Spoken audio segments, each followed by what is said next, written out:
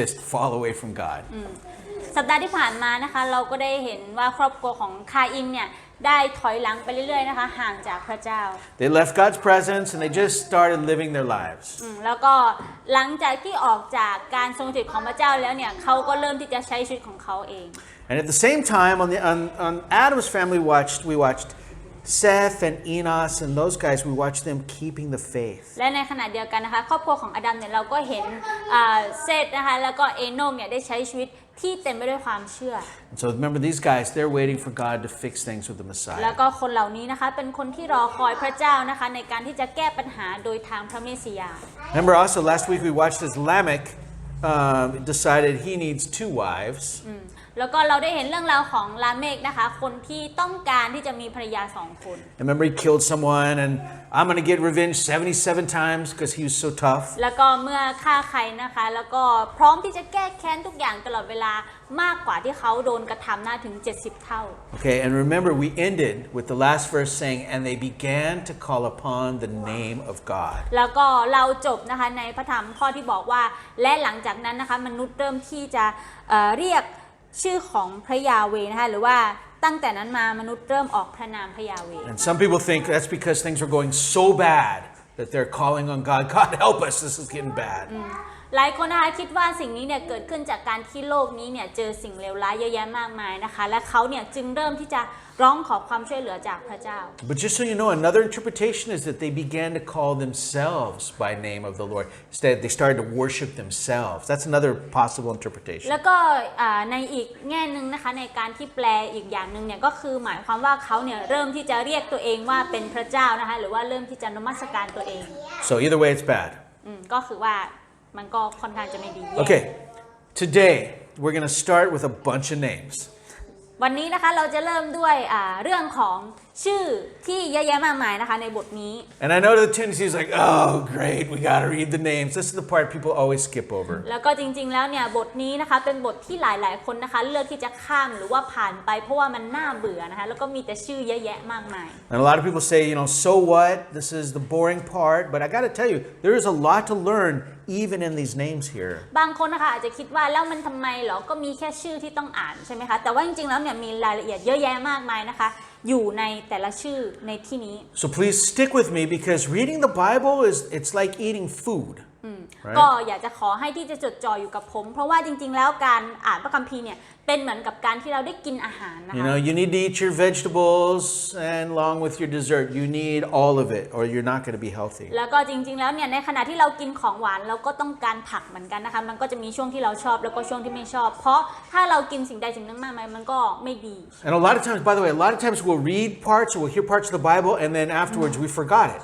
We don't remember what we did last week. We don't remember what we studied last week. และจริงๆแล้วเนี่ยเมื่อเรานะคะเริ่มที่จะอ่านพระคัมภีร์ในหลายๆบทหลายๆตอนเข้าเนี่ยเราก็เริ่มที่จะลืมนะคะว่าก่อนหน้านี้เราเรียนอะไรไป And that's the same again with food. I don't really remember what I ate every day last week, but I'm alive, so I must have eaten something, right? ก็เหมือนกับผมนะคะที่ผมเนี่ยกินมากมายหลายอย่างและผมก็จำไม่ได้ว่าสัปดาห์ที่แล้วผมกินอะไรไปแต่ที่แน่ๆคืออาหารที่ผมกินไปนั้นทำให้ผมยังมีชีวิตอยู่จนถึงทุกวันนี้ Okay, so at Genesis, we're going to read 5 verses 1 through 5. Get ready. ปฐมกาลบทที่5นะคะเราจะอ่านในข้อ1ถึง5นะคะ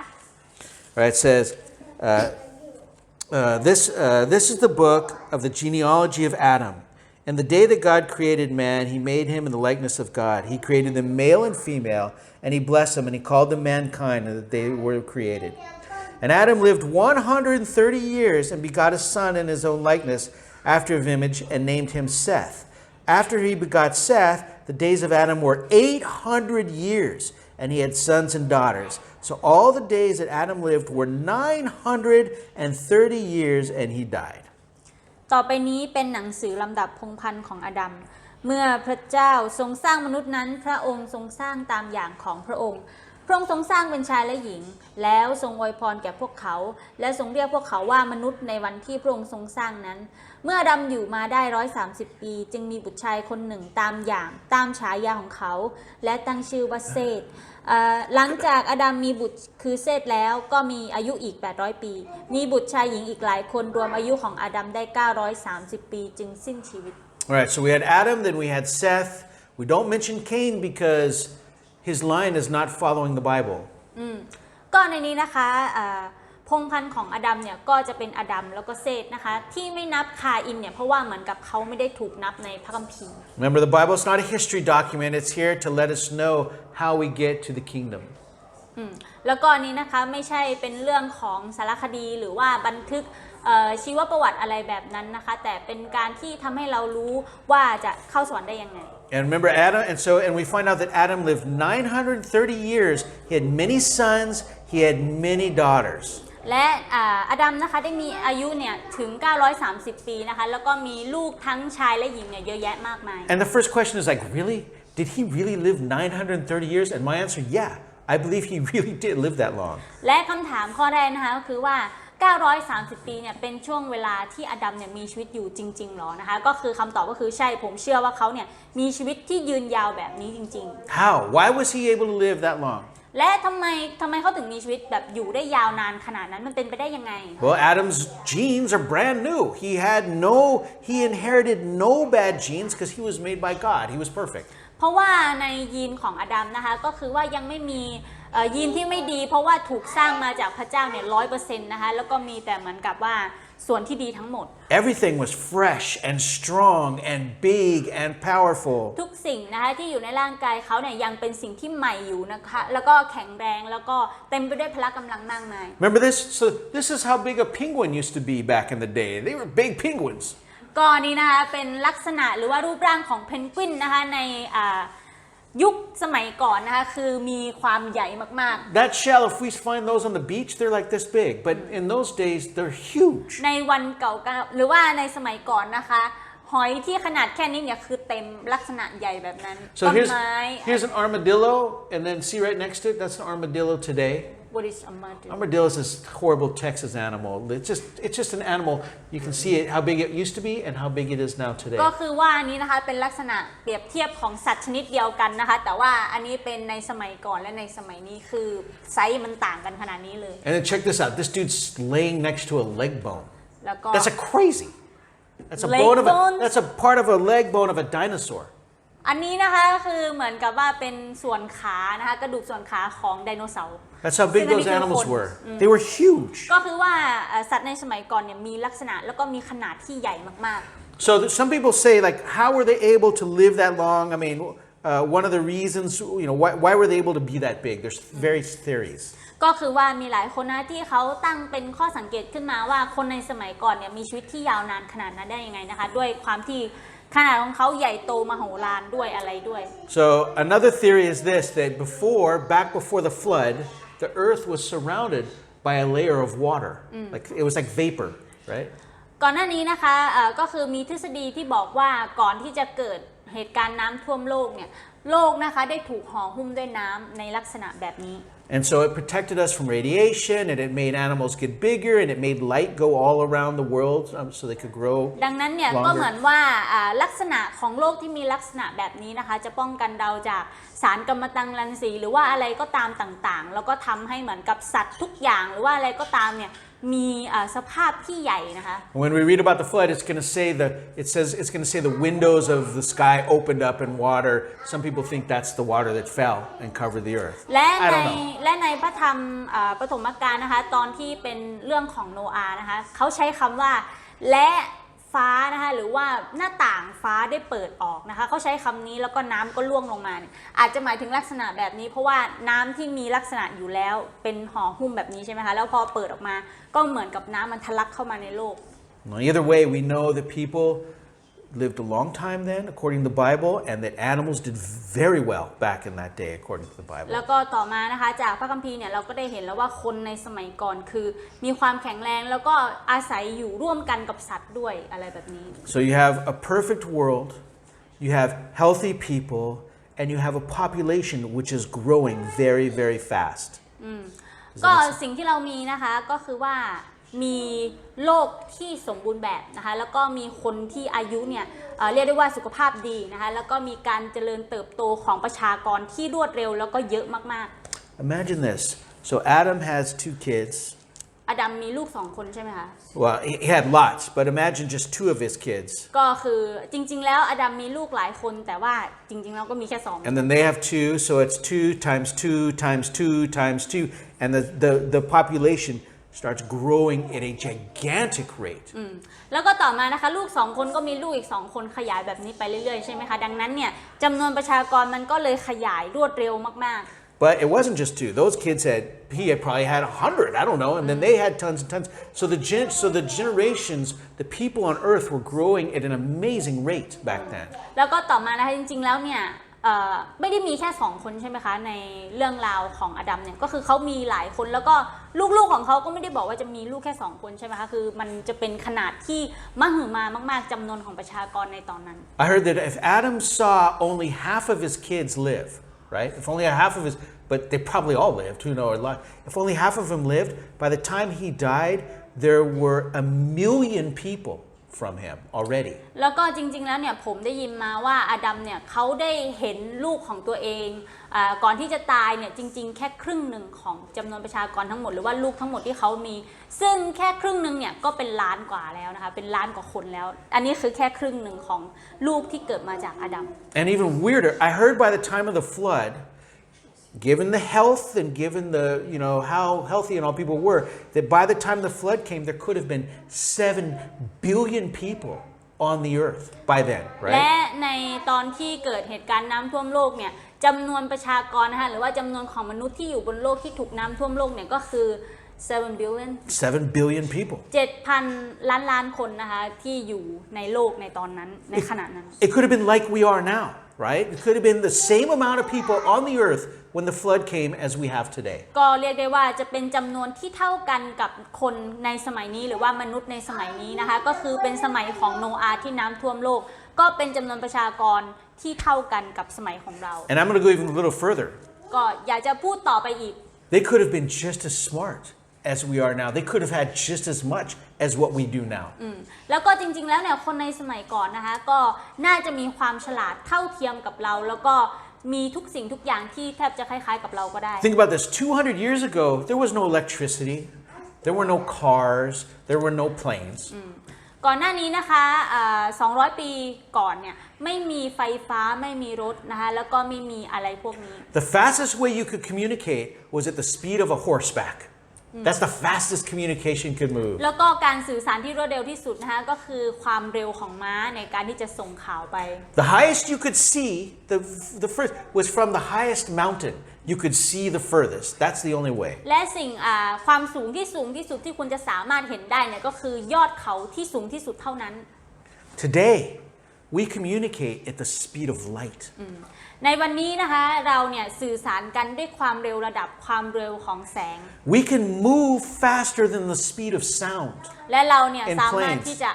เดินทางได้เร็วเหมือนกับความเร็วของเสียง We've been to the moon. และเราเนี่ยก็ได้ไปเหยียบดวงจันทร์มาแล้ว And the farthest we can see is from a little satellite we sent outside of our solar system.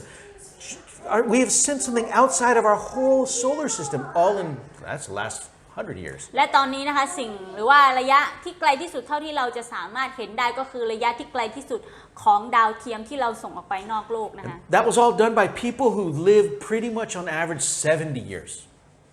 Right? An old man is 70 years old. จริงๆแล้วเนี่ยสิ่งเหล่านี้นะคะเกิดขึ้นในระยะของคนที่อาศัยอยู่ในช่วงของอายุ70 ปีหรือว่าอะไรแบบนี้ What if Tesla, you know who Tesla is? What if Tesla, Einstein, Steve Jobs, all those guys lived to be 900 instead of 60 or 70? แล้วลองจินตนาการดูนะคะว่าถ้าเป็นเทสลาหรือว่าไอน์สไตน์หรือว่าสตีฟจ็อบส์เนี่ยเขาไม่ได้มีชีวิตอยู่แค่70หรือว่า80 ปีแล้วแต่เขาใช้ชีวิตอยู่930 ปีเหมือนกับอาดัม Imagine the things they could have done. Imagine the things we would have had today. It blows my mind. ให้ลองจินตนาการดูนะคะว่าสิ่งที่เขาจะพัฒนาสิ่งที่เขาจะทำขึ้นมาเนี่ยมันจะยิ่งใหญ่หรือว่าจะไปไกลกว่านี้ได้ขนาดไหน So people say, well, why don't we find these things? We should be able to find it, right? Find all these old technology. Why don't we find ancient technology and stuff? และหลายคนนะคะก็บอกว่าแล้วทำไมเราถึงไม่เจอพวกเทคโนโลยีเก่าๆเลยแบบว่าอะไรแบบนั้นนะคะ Well, remember, we had a worldwide there's sediment miles deep, right? the dirt, the mud they covered went like miles deep on the earth. แต่ว่าจริงๆแล้วนะคะ Kilometers หลายๆอย่างเนี่ยพวกอารยธรรมหรือว่าอะไรก็ตามที่เราเจอเนี่ยหรือว่ามันยากที่จะเจอเพราะว่าถูกดินนะคะกลบเป็นหลายๆกิโลเมตรอยู่ใต้ดิน And still, guess what? We do find cool things all over the place, actually. และจริงๆแล้วเราก็ยังเจอสิ่งที่เจ๋งๆมากมายนะคะอยู่ใต้ดินที่เราขุดลึกลงไป Check this out. This screw is in a rock.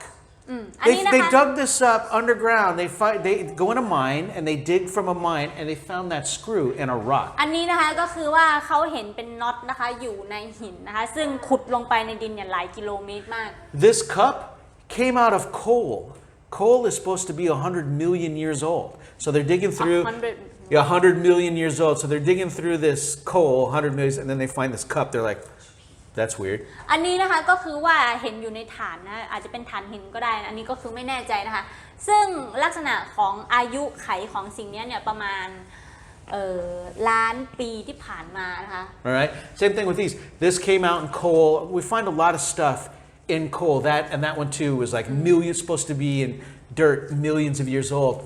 Looks pretty nice to me. แล้วก็3สิ่งนี้นะคะเป็นสิ่งที่เจออยู่ในฐานหินนะคะแล้วก็มีอายุเนี่ยประมาณล้านกว่าปีที่ผ่านมาแล้ว The problem is when people find these things, they go, "Oh, that's just weird." They put it to the side, and then you don't hear about it, แล้ว right? ก็จริงๆแล้วเนี่ยสิ่งที่เกิดขึ้นกับวัตถุเหล่านี้นะคะก็คือว่าเมื่อคนไม่สามารถที่จะทำความเข้าใจได้เนี่ยเขาก็เลือกที่จะเมินไปนะคะแล้วก็เอาไปไว้ข้างๆไม่พูดถึงมันอีก Check out. This is called this was found in a rock, a geode. It's like it's a rock that has crystal, and it's supposed to be millions of years old. They found this in it. แล้วก็อันนี้นะคะเป็นสิ่งที่เขาเจออยู่ในเหมือนกับคริสตัลนะคะหรือว่าเป็นหินหรืออะไรประมาณนั้นซึ่งอายุไขของมันเนี่ยน่าจะประมาณล้านกว่าปีเหมือนกัน They did an X-ray of it, and that's what's inside this rock. That's an X-ray. แล้วก็อันนี้นะคะเขาได้ทำการเอ็กซเรย์นะคะแล้วเขาก็เห็นว่าข้างในหินเนี่ยมีลักษณะแบบนี้ And then the last thing I added, just for fun, is there's a dinosaur footprint next to a human footprint, which they found in a rock, in rock, millions of years old. และรูปสุดท้ายนะคะก็คือเป็นรูปของรอยเท้าไดโนเสาร์และรอยเท้าของคนนะคะที่อยู่ข้างๆกันซึ่ง2สิ่งนี้เนี่ยประทับอยู่บนหินนะคะเป็นรอยเท้า Here's another thing. Check this out. All over the world, you find these huge stones broken. แล้วก็ทั่วโลกนะคะคุณจะเห็นเป็นลักษณะของก้อนหินที่มีขนาดใหญ่มากๆนะคะที่แตกหักอะไรก็ตามเนี่ยอยู่ทั่วโลกเลย Like they got pushed by a giant flood or broken up, and like these huge buildings were just broken and scattered. It's all over. ซึ่งลักษณะของมันนะคะเหมือนกับว่าเป็นอาคารปลูกสร้างหรือว่าหินที่ก่อขึ้นนะคะเป็นอาคารหรืออะไรก็ตามแล้วถูกพังทลายลงหรือว่าถูกอะไรก็ตามอย่างเงี้ย This one's, I think, is in Russia. อันนี้คิดว่าอยู่ในรัสเซียนะคะ That one's in Japan. อันนี้คิดว่าอยู่ในญี่ปุ่น This one is in Lebanon. อันนี้อยู่ในเลบานอนนะคะ That one is in Pumapuco. It's in South America. แล้วก็อันนี้อยู่อเมริกาใต้ Look how perfect it is. ก็ให้ดู So นะ perfectly cut. We don't know how they did that. ก็ให้ดูนะคะลักษณะของการถูกตัดเนี่ยซึ่งเป็นลักษณะที่สมบูรณ์แบบไม่มีทางที่จะเกิดขึ้นมาโดยธรรมชาติอะไรแบบนี้ That one's in Japan also. อันนี้ก็อยู่ในญี่ปุ่นค่ะ This one is underwater in Japan. It's like meters and meters deep in Japan, called Yonaguni. อันนี้นะคะก็คือว่าอยู่ใต้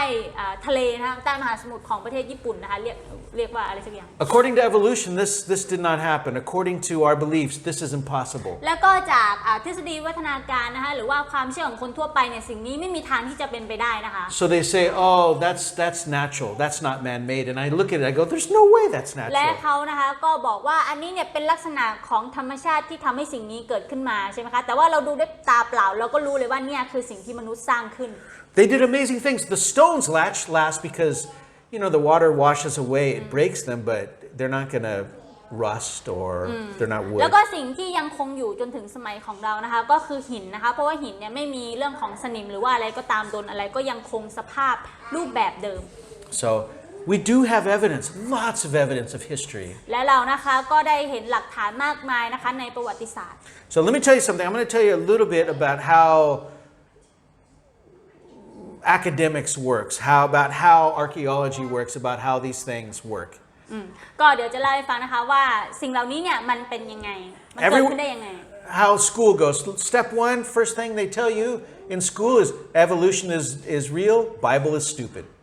That's what they สิ่งแรก say. นะคะที่คุณจะได้เรียนรู้จากโรงเรียนก็คือว่าเขาจะบอกว่าทฤษฎีวิวัฒนาการหรือว่าเรื่องของวิวัฒนาการเนี่ยเป็นเรื่องจริงนะคะแต่พระคัมภีร์เป็นเรื่องงี่เง่านะคะ All you hear everywhere, we were stupid and now we're smart, right? ก็ทุกที่นะคะเราจะได้ยินก็คือว่าเราเป็นคนโง่แล้วก็กลายเป็นคนฉลาดอะไรแบบนั้น All right,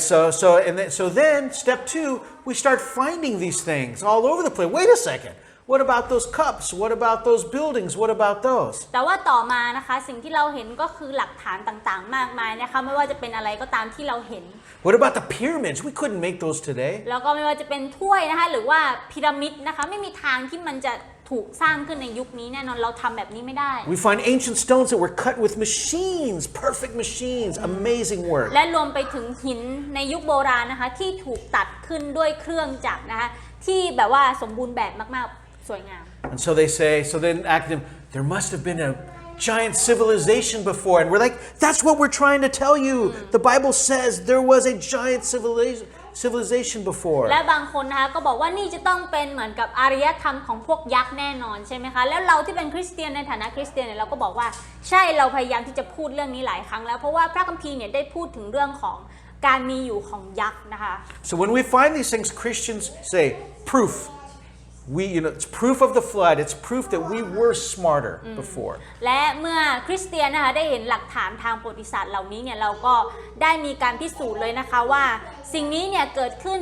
ก่อนที่น้ำจะท่วมโลกและเราเนี่ยก็ไม่ได้โง่งี่เง่าอย่างที่คุณคิดนะคะแต่เราฉลาดมาก่อน But people nowadays, they're like, no, that's not it, because I know humans could not have done that before. และคนนะคะก็บอกว่าไม่มีทางที่มันจะเป็นไปแบบนี้ไปได้หรอกเพราะว่ามนุษย์ไม่มีทางที่จะสร้างสิ่งเหล่านี้ขึ้นมาในสมัยนั้น It must be aliens, right? ต้องเป็นเอเลี่ยนแน่นอน It must be aliens, right? Like, that's what it is. And you're like, wait a second. That's crazy. That's และก็ really เขาแบ crazy. บไม่มีทางที่มนุษย์จะทำได้ต้องเป็นเอเลี่ยนแน่นอนนะคะอะไรแบบนี้ก็คือเราก็แบบบ้าไปแล้วหรือเปล่า But the Bible has already answered all those strange things. Yes, we would expect to find those things. Yes, we would expect that. แต่จริงๆแล้วเนี่ยในพระคัมภีร์นะคะได้มีการให้คำตอบแล้วก็ให้ข้อมูลเกี่ยวกับสิ่งเหล่านี้ทั้งหมดนะคะและดังนั้นเนี่ยเราจึงสามารถที่จะคาดหวังได้ว่าเราจะเจอสิ่งเหล่านี้เราจะเจอคำตอบเหล่านี้นะคะ Let's go to Matthew เราจะไปดูในพระธรรมมัทธิวค่ะ chapter 24, บทที่ verse 37. 24 ในข้อ 37 นะคะ Matthew, let me get there. Matthew 24, 37. They're asking Jesus when he's going to return. They're asking about when the kingdom will อัน come. นี้นะคะเป็นตอนที่สาวกเนี่ยถามว่าพระเยซูนะคะจะกลับมาเสด็จกลับมาเนี่ยจะมีลักษณะแบบไหนในยุคที่พระเยซูจะเสด็จกลับมา He says, we're going to read 37 through 39. He says, as the days of Noah were, so will the coming of the Son of Man be. For in the days before the flood, they were eating, drinking, marrying, given in marriage until the day that Noah entered the ark. They didn't know until the flood came and took them all away. So also will be the Son of Man. เราจะอ่านนะคะในข้อที่ 37 ถึง 39 นะคะเพราะว่าสมัยของโนอาห์เคยเป็นอย่างไรเมื่อบุตรมนุษย์เสด็จมาก็จะเป็นอย่างนั้นเพราะว่าก่อนวันน้ำท่วมนั้นคนทั้งหลายพากันกินดื่มกันสมรสกันและยกให้เป็นสามีภรรยากันจนถึงวันที่โนอาห์เข้าไปในเรือใหญ่และน้ำท่วมกวาดเอาพวกเขาไปทุกคนโดยไม่ทันรู้ตัวอย่างไรเมื่อบุตรมนุษย์เสด็จมาก็จะเป็นอย่างนั้น The day Jesus returns will be like the day when the flood came.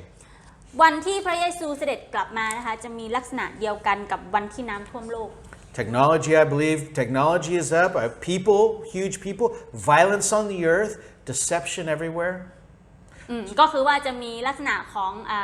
เทคโนโลยีทุกอย่างนะคะแล้วก็คนเนี่ยก็จะมีจำนวนเยอะมากๆแล้วก็จะมีการล่อลวงอยู่ทุกที่เต็มไปหมด People were just living their lives. แล้วก็คนก็ใช้ชีวิตตามใจตัวเอง Nobody expected it. ไม่มีใครที่คาดหวังถึงการเสด็จกลับมาของพระเยซูนะคะ Except for Noah ยกเว้นโนอาห์คนเดียว and his family and anyone who would listen to Noah, but nobody listened. แล้วก็ครอบครัวของเขานะคะหรือว่าใครก็ตามที่ฟังหรือว่าเชื่อโนอาห์แต่จริงๆแล้วเนี่ยในยุคของโนอาห์ไม่มีใครเลยยกเว้นโนอาห์และครอบครัวของเขา Okay, we're going to go back to Genesis. เราจะกลับมาที่พระธรรมปฐมกาลบทที่ 5 นะคะ We're going to read verses 6 through 24, and I know this is going to be a lot. Yeah, Genesis chapter 5, verse 6 through 24. It says, Seth lived 105 years and begot Enosh. And after he begot Enosh, Seth lived 807 years, had sons and daughters. All the days of Seth were 912 years, and he died. Enosh lived 90 years, begot Canaan. After he begot Canaan, Enosh lived 815 years, had sons and daughters. All the days of Enosh were 905 years, he died. Canaan lived 70 years, began Mahalalel. Mahalalel lived 840 years, had sons and daughters. All the days of Canaan were 910 years, and he died. Mahalalel lived 65 years,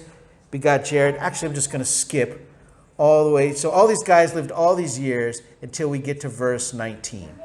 So go ahead and say to 19 Yeah, till 8, yeah. Read up through 18. ใน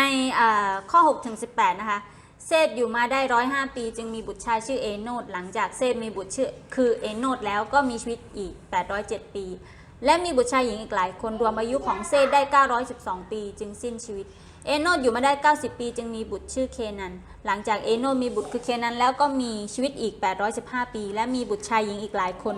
รวมอายุของเอโนดได้905ปีจึงสิ้นชีวิตเคนันอยู่มาได้70ปีจึงมีบุตรชื่อมาหาลาเลลหลังจากเคนันมีบุตรคือมาหาลาเลลแล้วก็มีชีวิตอีก840ปีและมีบุตรชายหญิงอีกหลายคนรวมอายุของเคนันได้910ปีจึงสิ้นชีวิตมหาลาเลลอยู่มาได้65ปีจึงมีบุตรชื่อยาเรดหลังจากมหาลาเลลมีบุตรคือยาเรดแล้วก็มีชีวิตอีก830ปีและมีบุตรชายหญิงอีกหลายคนรวมอายุของมหาลาเลลได้895ปีจึงสิ้นชีวิตยาเรดอยู่มาได้162ปีจึงมีบุตรชื่อเอโนก Are you guys all right? We're okay. I know it's hard reading names. ค่ะก็คือว่าผมทราบดีว่าการอ่านชื่อเนี่ยมันเป็นอะไรที่ยาก Okay, so we get to this guy Enoch. Enoch is an interesting guy. Enoch. ก็คือว่าเราจะมาดูนะคะในชีวิตของเอโนกนะคะ All right. Let's read this. It says, 21 says Enoch lived 65 years, had Methuselah, and then Enoch walked with God 300 years, had sons and daughters. Wait. It says he took him somewhere. 300 years and God had sons and daughters. So all the days Enoch were 365 years. Enoch walked with God, and then he was not, for God took him. ทีนี้นะคะเราจะมาดูชีวิตของเอโนกนะคะในข้อที่21ถึง24นะคะเอโนกอยู่มาได้65ปีจึงมีบุตรชื่อเมทูเซลาหลังจากเอโนกมีบุตรคือเมทูเซลาแล้วก็ดำเนินกับพระเจ้า300ปีและมีบุตรชายหญิงอีกหลายคนรวมอายุของเอโนกได้365ปีเอโนกดำเนินกับพระเจ้าแล้วก็หายไปเพราะพระเจ้าทรงรับเขาไป All right, so this guy for some reason was so holy that God just said, I tell you what, don't go home, just come home with me. And God just took him home. ก็ชีวิตของเอโนกนะคะเราไม่รู้ว่ารายละเอียดเป็นยังไงแต่ว่าก็คือพอจะทราบได้ว่ามีบางสิ่งบางอย่างหรือว่าเขาเนี่ยมีความบริสุทธิ์นะคะจนพระเจ้าเนี่ยบอกว่าไม่ต้องกลับบ้านแล้วก็คือไปทั้งสภาพนี้นะคะกลับบ้านกับพระเจ้าเลย Which would be cool, right? Can you imagine God's just like, you're such a good friend with God, you go stay with him. แล้วก็เป็นอะไรที่เป็นเรื่องที่อัศจรรย์นะคะแล้วก็เป็นเรื่องที่ดีมากๆเลยในการที่มีความสัมพันธ์ที่ดีกับพระเจ้าและพระเจ้าก็รับเราไปอยู่กับพระองค์ Now the book of Jude talks about how he was a prophet. ในพระธรรมยูดาห์นะคะได้พูดว่าเขาเนี่ยเป็นผู้เผยพระวจนะด้วย And Hebrews talks about how he had great faith, right? และในพระธรรมฮีบรูนะคะได้บอกว่าเอโนกเนี่ยเป็นผู้ชายที่มีความเชื่อที่ยิ่งใหญ่ And there's actually a book, it's not in the Bible, but there's an ancient book called the Book of Enoch. แล้วก็มีหนังสืออีกเล่มนึงนะคะที่พูดถึงเอโนกนะคะเป็นหนังสือชื่อว่าหนังสือเอโนกแต่ว่าหนังสือเล่มนี้เนี่ยไม่ได้อยู่ในพระคัมภีร์ It's not inspired by God, it's not, biblical. แล้วก็ไม่ได้ถูกเขียนขึ้นหรือว่าถูกดลใจจากพระวิญญาณบริสุทธิ์นะคะแล้วก็ไม่ได้มีความเป็นลักษณะของพระคัมภีร์ And we don't even really know if it's from Enoch. Maybe someone else wrote it. และเราก็ไม่รู้นะคะว่าจริงๆแล้วเนี่ยผู้เขียนเป็นตัวเอโนกจริงหรือเปล่าหรือว่าอาจจะเป็นคนอื่นก็ได้ But it tells what people believed in the old days. แต่ก็คือว่าหนังสือเรื่องนี้เนี่ยเป็นหนังสือที่บอกเกี่ยวกับรายละเอียดของความเชื่อของคนในสมัยก่อน Things we're going to study in the next chapter, which is weird. The next chapter gets very strange. แต่ว่าจริงๆแล้วเนี่ยเราจะได้เรียนเรื่องราวนี้นะคะในบทต่อไปซึ่งเป็นลักษณะที่แปลกพิลึกกึกกือกว่าตอนนี้อีก Giants. เรื่องของยักษ์นะคะ Angels coming down and people whose dad is an angel and mom is a human. It's very weird. แล้วก็ทูตสวรรค์นะคะที่ลงมาจากสวรรค์นะคะแล้วก็มีคนที่พ่อเป็นทูตสวรรค์แม่เป็นมนุษย์ And the book of Enoch talks about all these things, but you have to be very careful when you read books other than the Bible. I just want to say that. และเรื่องราวที่หนังสือที่พูดเกี่ยวกับเรื่องราวเหล่านี้นะคะคือหนังสือของเอโนกนะคะแต่ว่าเรื่องนี้เนี่ยเป็นเรื่องที่เราจะต้องใช้ความระมัดระวังในการที่จะเรียนรู้อย่างมากเพราะว่าหนังสือเอโนกเนี่ยไม่ได้อยู่ในพระคัมภีร์ But know that Enoch was a man who was raptured before the flood, which is interesting. แต่สิ่งที่เราจะต้องรู้นะคะก็คือว่าเอโนกเนี่ยเป็นคนที่ถูกแรปเจอร์นะคะขึ้นไปก่อนที่จะเกิดเหตุการณ์น้ำท่วมโลกนะคะ We're going to finish the names. เราจะจบในเรื่องของส่วนของชื่อนะคะ So he had Methuselah, who lived 187 years and begot Lamech. And after he begot Lamech, he lived 782 years and had sons and daughters. So all the days of Methuselah were 969 years, and then he died. Go ahead and read that. ในข้อ 25-27 นะคะเมทูเซลาอยู่มาได้187 ปีจึงมีบุตรชายชื่อลาเมกหลังจากเมทูเซลามีบุตรชายคือลาเมกแล้วก็มีชีวิตอีก782ปีและมีบุตรชายหญิงอีกหลายคนรวมอายุของเมทูเซลาได้969ปีจึงสิ้นชีวิต So he's the oldest man of the Bible. ก็เขานะคะคือคนที่แก่ที่สุดในพระคัมภีร์ So if anyone asks you, trivia question, who's the oldest man in the Bible? Methuselah. ถ้ามีใครนะคะถามเราว่าคนที่แก่ที่สุดในพระคัมภีร์คือใครนะคะก็คำตอบคือเมทูเซลานะคะ All right. So Lamech lived 182 years, had a son, and he called his name Noah, saying, "This one will comfort us concerning our work and the toil of our hands, because of the ground which the Lord has cursed." And he begat Noah. Lamech lived 595 years, had sons and daughters. All the days of Lamech were 777 years, and Noah was 500 years old and had Shem, Ham, and Japheth. ลาเมกอยู่มาได้182ปีจึงมีบุตรชายคนหนึ่งเขาตั้งชื่อบุตรว่าโนอาห์กล่าวว่าคนนี้จะชูใจเราในการงานของเราการตรากตรำของมือเราและจากแผ่นดินซึ่งพระยาเวห์ทรงแช่งสาปไว้หลังจากลาเมกมีบุตรคือโนอาห์แล้วก็มีชีวิตอีก595ปีและมีบุตรชายหญิงอีกหลายคนรวมอายุของลาเมกได้777ปีจึงสิ้นชีวิตโนอาห์มีอายุได้500ปีจึงมีบุตรชายชื่อเชมฮามและยาเฟต All right, so remember, Shem, Ham, and Japheth, they actually lived through the flood. Through the flood. Yeah. With Noah, they actually come after the flood. ก็จริงๆแล้วเนี่ยลูกทั้ง3คนนะคะของโนอาห์เชมฮามและยาเฟตนะคะเป็นคนที่ได้มีช่วงชีวิตเนี่ยที่รอดผ่านจากเหตุการณ์น้ำท่วมโลก In one of our Bible studies, we're going to talk about which one you came from and which one I came from. We're going to know where the whole world came from. และจริงๆแล้วเนี่ยพระคัมภีร์นะคะจะบอกรายละเอียดนะคะให้กับเราได้ทราบว่าจริงๆแล้วเนี่ยบรรพบุรุษของเราหรือว่าเราเนี่ยมีที่มาจากไหนนะคะไม่ใช่แค่เราเท่านั้นแต่รวมถึงคนทั้งโลกด้วย Now I want to point something out. ตอนนี้นะคะอยากจะชี้ให้เห็นบางอย่าง Some people have taken a very close look at the names of these people. ก็ตอนนี้นะคะมีเหมือนกับว่าบางคนเนี่ยที่เขาเข้าไปดูในรายละเอียดของชื่อนะคะว่าแต่ละชื่อเนี่ยมีความหมายอย่างเฉพาะเจาะจงว่ายังไง All right, and I've seen preachers. One preacher I respect a lot said, if you look at the names, they can tell us information just by what their names mean. แล้วก็มีนักเทศน์คนหนึ่งนะคะที่เขาบอกว่าชื่อของแต่ละคนที่มีการเรียงลงมาเนี่ยจะบอกเลยว่าเรื่องราวที่แฝงอยู่ภายในชื่อของเขาเนี่ยคืออะไร So I'm not an expert in ancient Hebrew. ก็ผมไม่ใช่ผู้เชี่ยวชาญด้านภาษาฮีบรู So this is what I'm told. Okay. อันนี้เป็นสิ่งที่ผมเนี่ยถูกบอกมาอีกทีหรือว่าถูกสอนมาอีกที If you look at the name Adam, it means man. ถ้าคุณดูชื่ออาดัมนะคะจะแปลว่ามนุษย์ If you look at Seth, it means appointed. แล้วก็ชื่อของเซธนะคะแปลว่าถูกแต่งตั้ง Enoch means mortal. เอโนชนะคะแปลว่าให้ต้องตายนะคะหรือว่าไม่เป็นอมตะ Kenan means sorrow. แล้วก็เคนันแปลว่าความเศร้าโศก Mahalel means the blessed God. และมหาลาเลวนะคะแปลว่าการอวยพรของพระเจ้า Jared means shall come down. เจโรนะคะแปลว่าจะลงมา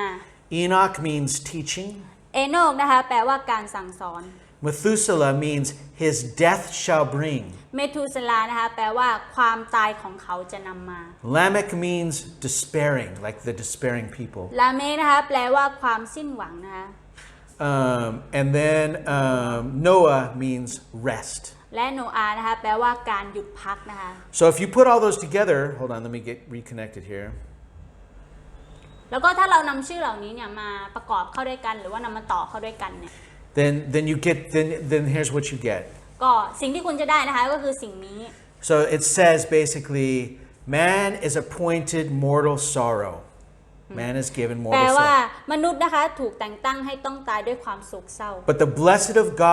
blessed God shall come down teaching. แต่การอวยพรของพระเจ้านะคะจะลงมาและสั่งสอน His death shall bring และความตายของพระองค์ his death shall bring the despairing comfort. In other words, his death shall bring people who are despairing, it will bring them comfort. ก็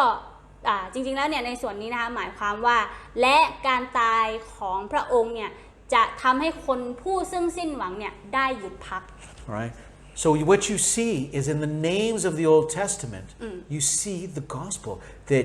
God will come down teaching, and then He will give people who are hurting, He will give them comfort, which is to me is จริงๆแล้ว amazing. เนี่ยนะคะเราจะเห็นเรื่องของข่าวประเสริฐเนี่ยอยู่ในพระธรรมพันธสัญญาเดิมเลยนะคะก็คือว่าชื่อเหล่านี้เนี่ยมีความหมายว่าพระเจ้านะคะจะลงมาและสั่งสอนและทำให้คนที่ได้รับความเจ็บปวดหรือว่าถูกทำร้ายอะไรก็ตามเนี่ยได้รับการหยุดพักนะคะ I can't turn this off. Can we turn the TV off? Can you turn off the TV, please? ใช่ค่ะ Yeah, I can't connect. Sorry. All right. So basically, we have the story of the Messiah in the Old Testament, which to me is a mind blower. และจริงๆแล้วเนี่ยนะคะเราได้มีเรื่องราวของพระเมสสิยานะคะซึ่งอยู่ในพระธรรมพันธสัญญาเดิมแล้วเป็นอะไรที่ทำให้ผมเนี่ยเขาเรียกว่าอะไรตื่นตาตื่นใจมากแล้วก็แบบอึ้งไปเลย Now I want to pay special attention to verse 29, Noah. อยากจะให้เห็นนะคะในอยากจะชี้ให้เห็นถึงข้อที่ 29นะคะก็คือชื่อของโนอาห์ His name means comfort. ชื่อของเขานะคะหมายความว่าการปลอบประโลมนะคะหรือว่าการชูใจ They're still waiting for the Messiah. They're still waiting, and they may think he's the one, but they're still waiting for that Messiah. ก็เราจะเห็นได้เลยนะคะว่าคนเหล่านี้เนี่ยยังรอคอยพระเมสสิยาและบางคนเนี่ยหรือว่าเขาอาจจะคิดว่าโนอาห์เนี่ยคือพระเมสสิยาคนนั้น For thousands of years we've been waiting for the Messiah. We waited through fallen angels, through the flood, through the Tower of Babel. เป็นเวลาหลายพันปีนะคะที่เรารอคอยพระเมสสิยานะคะไม่ว่าจะเป็นหลังเหตุการณ์น้ำท่วมโลกหรือว่าผ่านทางทูตสวรรค์หรืออะไรก็ตามเรายังรอคอยอยู่ It's gone through Abraham, it's gone through Israel, it's gone to Jesus, and now it's gone out and come to us, the gospel. Right? ก็คือผ่านทางอับราฮัมนะคะแล้วก็หลังจากนั้นผ่านทางอิสราเอลใช่ไหมคะแล้วก็หลังจากนั้นถึงยุคของพระเยซูแล้วก็ตอนนี้เนี่ยมาถึงเราแล้วนะคะ For it went through churches and pastors, and now we know the gospel และโด all ย those years. ผ่านทางคริสตจักรนะคะแล้วก็ผ่านทางศิษยาภิบาลและตอนนี้เรานะคะก็ได้รู้เรื่องราวของข่าวประเสริฐแล้ว Okay, now I'm going to take us through something else, which I wish we had the thing, but we don't. ก็เดี๋ยวจะให้ดูอีกอย่างหนึ่งนะคะ All right? And it's going to be the worst, it's going to be even worse than names. Right? Names are difficult. This is worse than names. ก็เรียกได้ว่าชื่อนี้เป็นชื่อที่แย่ที่สุด All right? This is math. Mathematics. ก็คือว่าหลังจากที่เราได้เรียนเรื่องของชื่อนะคะซึ่งเป็นอะไรที่น่าปวดหัวตอนนี้เราจะมาเรียนคณิตศาสตร์ If you hated names, you're really going to hate math. ถ้าคุณเกลียดชื่อคุณก็จะเกลียดคณิตศาสตร์หรือว่าตัวเลขแน่นอน But this is crazy. If you add up all the dates and all the lives, right, from Adam to Noah, ก็จริงๆแล้วเนี่ยถ้าเราดูระยะเวลานะคะของตั้งแต่ยุคของคนหนึ่งสู่คนหนึ่งเนี่ยเราจะได้ตัวเลขออกมา it's 1,656 years. 1,656 ปีครับ Okay? ก็คือ 1,560 No, 656. โอเค 1,656 ปีนะคะ All right? So that's how many years there is until the flood อันนี้ก็คือเป็นช่วงระยะเวลานะคะ or till Noah. from where From Adam until Noah. เป็นช่วงระยะเวลาตั้งแต่อาดัมจนถึงโนอาห์นะคะก่อนที่จะน้ำท่วมโลก Now in other places in the Bible it gives more years, right? And it gives the years up until Jesus. You can measure the dates and times until you get to Jesus. และจริงๆแล้วเนี่ยจะมีอีกพระธรรมเล่มหนึ่งนะคะที่จะบอกว่าระยะเวลาตั้งแต่ตรงนั้นจนถึงพระเยซูคริสต์เนี่ยมีระยะเวลาเท่าไหร่นะคะ And according to those dates, at the birth of Jesus, the world was this age. วันที่พระเยซูเกิดขึ้นมานะคะ 3,974 ครับ 3,974 3,974 years was how old the earth was. ก็คือเป็นเหมือนกับ the earth Yeah, how old the age of the earth was.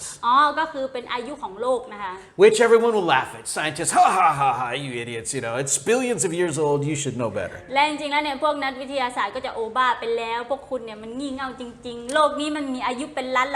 านปีอะไรแบบนี้นะคะจริงๆไม่ใช่แค่ 3,000 ปีyes But I want to share something which is very, very interesting. ตรงนี้นะคะอยากจะชี้แล้วก็ให้เห็นถึงสิ่งที่น่าสนใจมากๆสิ่งหนึ่ง If you take 3,974 3,974 ถ้าสมมติเราเอา 3,974 มานะคะ and you add today's date, the year today is the year 2021. That's how many years since Jesus. และถ้าบวกด้วย 2021 นะคะก็จะเป็นเหมือนกับวันที่พระเยซูถูกส่งมามีอายุเท่าไหร่แล้ว If you add those years and then the years since, you come to this number. I'll tell you. If you add those years and this year since, แล้วก็ถ้าเราเนี่ย เหมือนกับว่า I told you it's hard. ดำเหมือนกับปีเหล่านี้มานะคะ you get to 5,995. 5,995. ก็คือถ้าเอามาบวกกันนะคะจะได้ 5,595 5 years short of 6,000 years. ก็เหลือแค่ 5 ปีนะคะถ้าลบจาก 6,000 ปี Almost 5 years, it'll be 6,000 years. Okay, it'll be 6,000 years. ก็จะขาดอยู่แค่ 5 ปีเท่านั้นถึงจะได้ 6,000 ปี Now, that's if our numbers are right. ก็คือถ้าตัวเลขของเราถูกต้อง And there's other problems like they went by lunar months, we go by year, right? It's a lot of problems. But แล้วก็จริงๆแล้วเนี่ยมีเหมือนกับว่าปัญหาเยอะแยะนะคะอย่างเช่นว่าใช้ปฏิทินแบบสุริยคติจันทรคติหรืออะไรก็ตามแต่ว่าอันนี้เราก็จะไม่ได้พูดถึงมัน But if you remember in Revelation chapter 20, แต่ถ้าเราจำได้นะคะในพระธรรมวิวรณ์บทที่ 20 Jesus is going to come and reign for 1,000 years. ก็ได้พูดไว้นะคะว่าพระเยซูคริสต์เนี่ยจะมานะคะแล้วก็จะปกครองเป็นเวลา 1,000 ปี Jesus is called our rest. He's our Sabbath. พระเยซูคริสต์นะคะถูกเรียกว่าเป็นการหยุดพักของเราเป็นวันสะบาโตของเรา Remember throughout the Bible, everywhere we read the Bible, God's very big on you work for 60 days, you take that 7th day off. แล้วก็ถ้าเราเรียนรู้เกี่ยวกับพระคัมภีร์นะคะเราจะเห็นเลยว่าพระเจ้าเนี่ยจะสั่งอยู่เสมอนะคะว่าให้เราทำงาน6 วันหยุด1 วันในวันที่ 7 You work the land for six years, you take the 7th year off on the land. He told him, you better do that, right? แล้วก็เมื่อทำเกี่ยวกับเกษตรกรหรือว่าอะไรก็ตามเป็นการปลูกพืชผลอะไรก็ตามให้ทำแค่6 ปีและในปีที่ 7 ให้หยุดพักไม่ปลูกอะไรเลยนะคะ Israel didn't do it, so he sent them to Babylon for a while. แล้วก็ชาวอิสราเอลนะคะไม่ได้ทำตามที่พระเจ้าสั่งดังนั้นเนี่ยเขาก็เลยถูกเหมือนกับขับไล่นะคะไปที่บาบิโลน Wouldn't that be strange if Adam lost the earth for 6,000 years and then Jesus reigned, the Sabbath came for that last 1,000 years? Wouldn't that be goddish, kind of godlike? แล้วก็เหมือนกับว่าการล้มลงในความบาปนะคะของอาดัมเนี่ยตั้งแต่ตอนนั้นนะคะจนถึงตอนยุคของเราเนี่ยเป็นเวลา 6,000 ปีแล้วใช่ไหมคะและหลังจากนั้นเนี่ยถ้าพระเยซูจะมาใน 1,000 ปีสุดท้ายมันก็จะครบ7พอดีใช่ไหมซึ่งก็เป็นลักษณะที่ตรงกับลักษณะเลข7ของพระเจ้าในพระคัมภีร์ Now don't freak out. Dave says we've got 5 years. No, that's not what I'm saying. I don't know. I'm not predicting a day. I'm not saying Jesus is going to return on any certain day. Please. ก็อย่าแตกตื่นกันนะคะว่าแบบเหลือแค่5 ปีแล้วเหรอพระเยซูจะมาอะไรแบบนี้นะคะก็คือไม่ใช่แบบนั้นคือผมไม่ได้บอกเลขเฉพาะเจาะจงอะไรมันคือไม่รู้จริงๆอันนี้เป็นแค่การคาดคะเนนะคะ And for that matter, remember, there's going to be an agreement for 7 years between the Antichrist and Israel, and that has to happen before Jesus returns. That already is 7 years. That's already a problem. Right? แล้วก็มีเหมือนกับว่าจะต้องมีการตกลงนะคะข้อตกลงระหว่างอิสราเอลกับผู้ต่อต้านพระคริสต์นะคะเป็นเวลา7 ปีด้วยอะไรแบบนี้ Maybe it's all I'm saying is I'd find it very interesting. สิ่งที่ผมพยายามจะบอกเนี่ยก็คือว่าข้อมูลเหล่านี้เนี่ยเป็นข้อมูลที่ผมพบและเป็นสิ่งที่น่าสนใจมาก That Jesus says, look when the Israel fig leaf is still tender, they're getting hard. They're not tender anymore. ก็พระเยซูคริสต์นะคะได้บอกเรานะคะว่าให้เราที่จะสังเกตถึงอิสราเอลนะคะหรือว่าต้นมะเดื่อในตอนที่ยังเป็นต้นอ่อนซึ่งในตอนที่แข็งแรงแล้วนะคะก็คือตอนนี้เนี่ยอิสราเอลไม่ได้แบบอ่อนอะไรแบบนั้นแล้วเขาแข็งแรงเป็นชนชาติที่แข็งแรงแล้ว Remember Jesus said there will be deception in the end of the world. That's all we have now is deception. ต่อมานะคะก็คือพระเยซูบอกว่าจะมีการล่อลวงเยอะแยะมากมายเต็มแผ่นดินโลกนะคะแล้วก็ตอนนี้เนี่ยก็เป็นแบบนี้จริงๆมีลักษณะแบบนี้ There will be earthquakes. We have earthquakes everywhere now. และจะมีแผ่นดินไหวนะคะตอนนี้เนี่ยเราก็มีแผ่นดินไหวทุกที่ในโลกเลย There will be illness.Sickness, the whole world's under COVID right now. และจะมีโรคระบาดนะคะหรือว่ามีโรคนะคะตอนนี้ก็ทั้งโลกนี้มีโรคโควิด It says there will be wars, there will be rumors of wars. Yeah, that's happening, especially in the Middle East. และจะมีสงครามนะคะแล้วก็มีข่าวลือเรื่องสงครามนะคะโดยเฉพาะสิ่งนี้เนี่ยเป็นสิ่งที่เกิดขึ้นจริงๆโดยเฉพาะในตะวันออกกลาง All right. This is a prediction for the end times. อันนี้นะคะคือคำพยากรณ์ถึงยุคสุดท้าย And then Jesus said, he said, remember, this generation will not go until the return. I think he was talking about the generation that saw Israel back on their land. Right? และต่อมานะคะมีข้อหนึ่งนะคะที่พระเยซูพูดว่าให้พวกท่านรู้ไว้ว่าเดี๋ยวนะ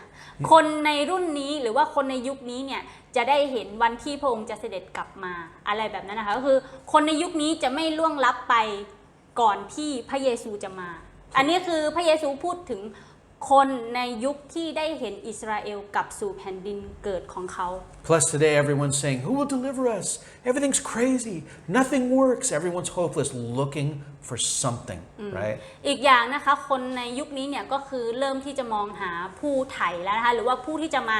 ช่วยเหลือเรานะคะกู้เราออกจากสถานการณ์แบบนี้เพราะว่าตอนนี้ทุกอย่างมันเต็มไปด้วยความบ้าบอคอแตกในโลกเรานะคะก็คือหลายสิ่งหลายอย่างเกิดขึ้นมาก I find that interesting, and we also happen to be very close in the zone of the end of 6,000 years. That to me blows my mind. It gives me hope. แล้วก็สิ่งนี้นะคะเป็นสิ่งที่ข้อมูลที่น่าสนใจซึ่งทำให้ผมเนี่ยได้เห็นแล้วว่าเราเนี่ยอยู่ในช่วงที่ใกล้มากๆกับยุคสุดท้ายในช่วงของปลายยุค 6,000 ปีนะคะ In Revelation it says, endure to the end. Have faith.Wait, keep waiting. And if 10 years pass and he still doesn't come back, keep waiting. Have faith, endure. และในพระธรรมวิวรณ์นะคะได้บอกว่าให้เราเนี่ยที่จะอดทนจนถึงที่สุดนะคะให้เราที่จะทรหดอดทนรอคอยนะคะแม้ว่า10 ปีผ่านไปแล้วเราก็ยังต้องรอคอยอย่างทรหดอดทนอยู่ I don't know when the rapture will be. ซึ่งผมก็ไม่ทราบว่าการรับเชิญเนี่ยจะเกิดขึ้นตอนไหนวันไหน I don't know when Jesus will return. ผมไม่รู้ว่าพระเยซูจะกลับมาตอนไหนเมื่อไหร่ But I can tell you it's very close. แต่ผมบอกได้เลยว่าใกล้มาก All right? Are you ready? ๆคุณพร้อมหรือยังครับ And who isn't? Who of your friends needs to know the Lord? Who of your family needs to know the Lord before Jesus ใคร returns? บ้างที่เป็นเพื่อนของคุณหรือว่าครอบครัวของคุณที่ต้องการที่จะรู้เรื่องราวขององค์พระเยซูคริสต์เจ้า Who will go? Who will be left behind? I don't know. ใครที่จะได้ไปใครที่จะถูกทิ้งไว้ข้างหลังผมไม่รู้ But and one last quick thing. It's cool how even the names of God and even the dates, I mean names of them and even their dates matter. Every part of the Bible matters. สิ่งที่น่าสนใจก็คือว่าแม้กระทั่งชื่อหรือว่าวันเวลาของพระเจ้าอะไรก็ตามเนี่ยเป็นสิ่งที่สำคัญหมดเลยนะคะเมื่ออยู่ในพระคัมภีร์ Let's pray. อธิษฐานด้วยกันนะคะ Father, we know you're coming soon. พระบิดาเจ้าเรารู้ว่าพระองค์จะเสด็จกลับมาเร็วๆนี้ I mean, I believe it, but even for me, it's hard to imagine it actually happening. ผมเชื่อว่าพระองค์จะเสด็จกลับมาแต่ว่าสำหรับผมมันก็ยากในการที่จะจินตนาการว่าลักษณะมันจะเป็นยังไง All of us disappear from the earth? Wow, that's crazy. หรือว่าเราทุกคนเนี่ยจะหายไปจากแผ่นดินโลกเลยหรือเปล่า Yet we know it's, Lord, I believe it's soon. แต่ผมเชื่อว่ามันจะเกิดขึ้นเร็วๆนี้ Help us to have faith. ช่วยให้เราที่จะมีความเชื่ออยู่เสมอ Help us to be strong in our walk with you, even if it's 10 years or 20 years out, I don't know. ช่วยให้เราที่จะมีการเดินกับพระองค์ที่แข็งแรงและมั่นคงแม้ว่าจะห่างจากนี้ไปอีก10 ปีหรือ20 ปีก็ตาม Or maybe it's even closer than we think. หรือว่าอาจจะใกล้กว่าที่เราจินตนาการหรือว่าคิดไว้ก็ได้ Help us to be ready, Lord. ช่วยให้เราที่จะพร้อมอยู่เสมอ In your holy name. ในนามพระเยซูคริสต์เจ้า Amen. Amen